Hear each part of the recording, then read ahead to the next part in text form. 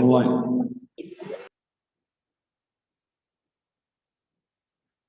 Então, vamos voltar para o texto que a gente estava lá. Nós estávamos em 2 Timóteo, capítulo de número 3 e o versículo de número 16. Teologia. Biologia? Teologia.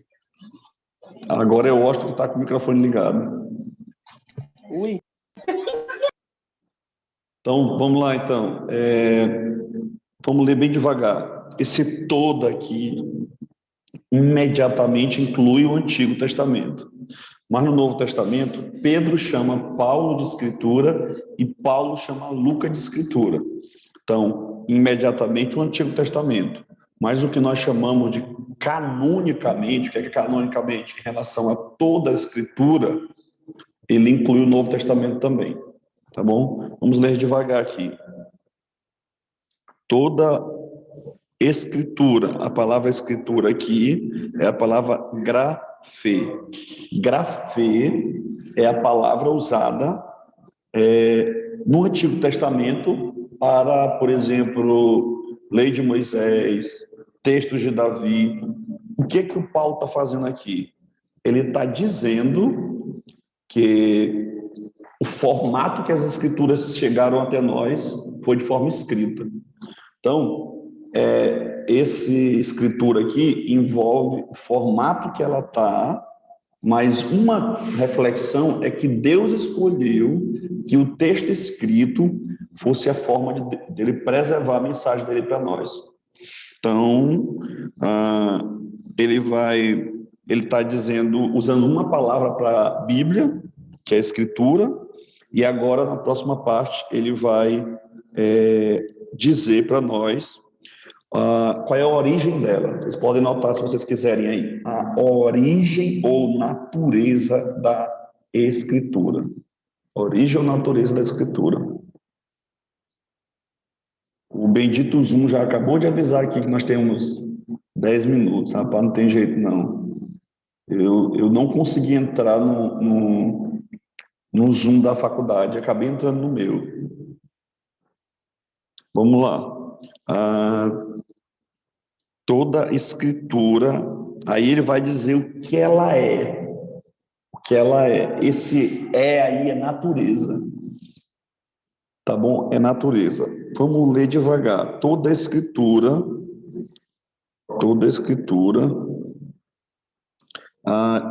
é inspirada por Deus.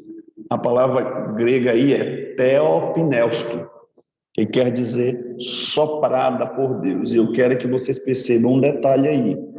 Ele está dando ênfase na escritura como inspirada, e não nos autores. Tá bom? Na escritura como inspirada, e não nos autores. Aí ele vai dizer qual é a utilidade que ela tem. Útil. É útil. Tá bom? Toda a escritura, aí ele está falando da extensão, inspirada por Deus, ele está falando da origem, e por último ele vai falar da utilidade. Prestem atenção nos verbos aí: ensinar, repreender, corrigir e educar. Ensinar, repreender, corrigir e educar.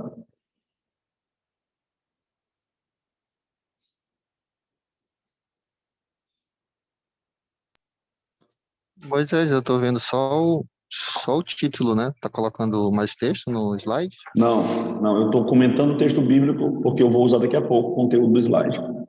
Agora apareceu aqui, beleza.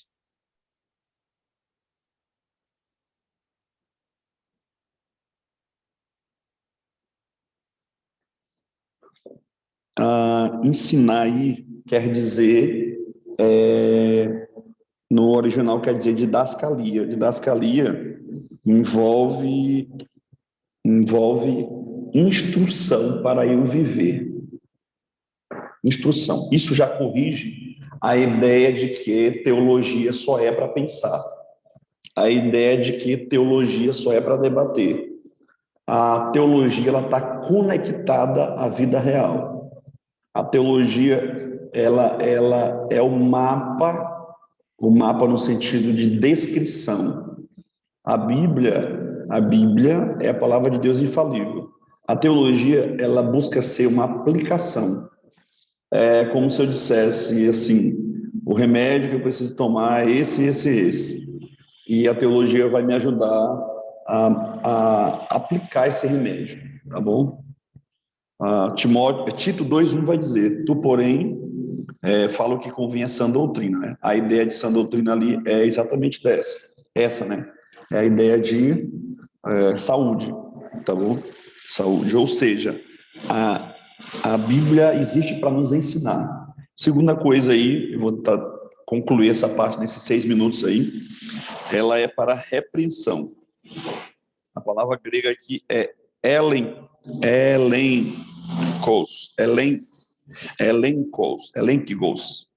que é a palavra grega aqui. Essa palavra grega, elenkos, ela envolve a ideia de um exame ou de literalmente mostrar o que é errado. Eu estou usando a palavra exame porque quando você faz exame, você sabe o resultado para saber se você tem alguma doença ou não, né? É isso que ele vai falar em repreender. É quando eu digo ou mostro que algo está errado, tá bom? Isso mostra que a Bíblia tem um papel moral. Ela tem um papel moral. Envolve a moral, tá bom? Envolve a moral. E ele vai dizer para correção. Para correção,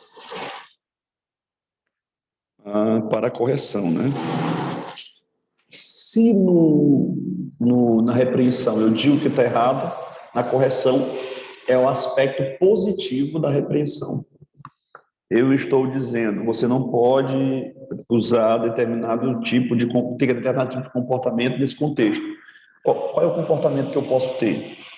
O crente não pode fazer isso. O que o crente pode fazer? O crente não deve ter determinado tipo de comportamento. Mas Salmo 1 vai dizer o que ele não faz e o que ele faz.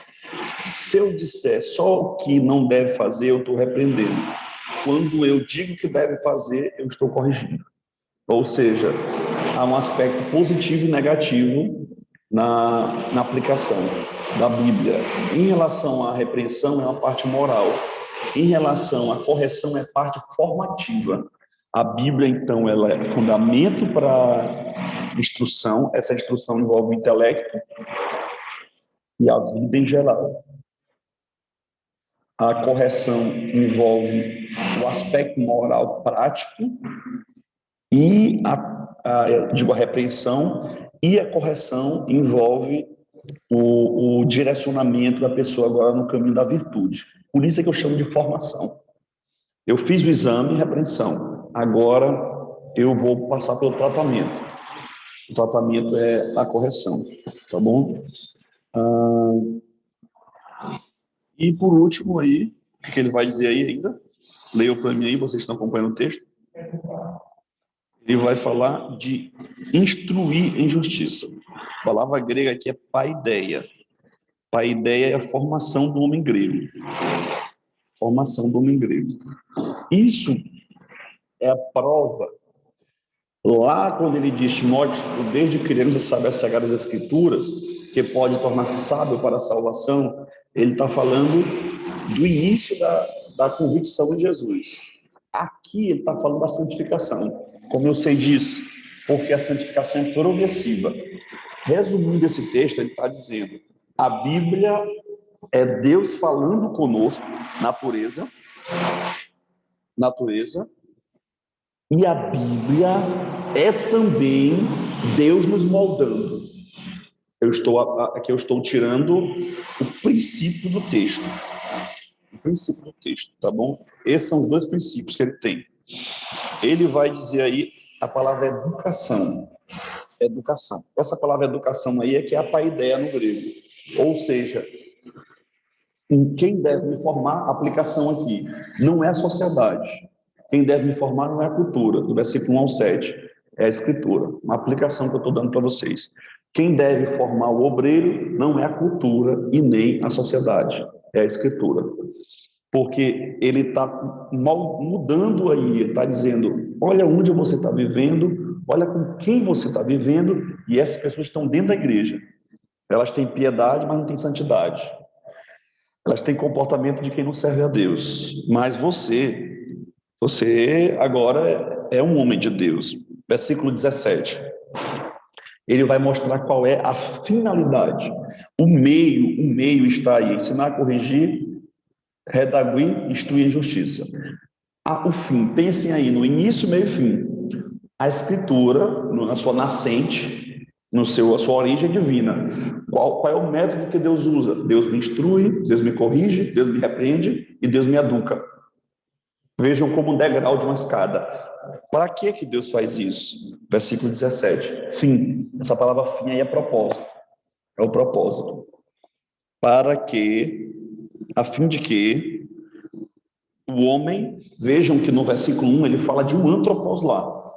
Antropos, moldado por doxa, pela opinião, moldado pelo mundo, pela sociedade. Mas aqui no 17 ele está falando sobre alguém moldado pelas escrituras. Para quê? Para que o homem de Deus seja perfeito e perfeitamente instruído em quê? Em toda boa obra. Ou seja, Deus me molda para eu viver uma vida de santidade. Essa boa obra aí, lá em Filipenses vai citar a mesma coisa. Que começou em vós a boa obra. Jesus vai usar isso aqui no plural, para que vejam as vossas boas obras. Boas obras. Ou seja, esse termo é muito rico, tá bom? Vai acabar o nosso minuto aí, a gente volta já já. A gente volta já já. Vamos voltar para comentar o final do texto e vir para o slide, tá bom?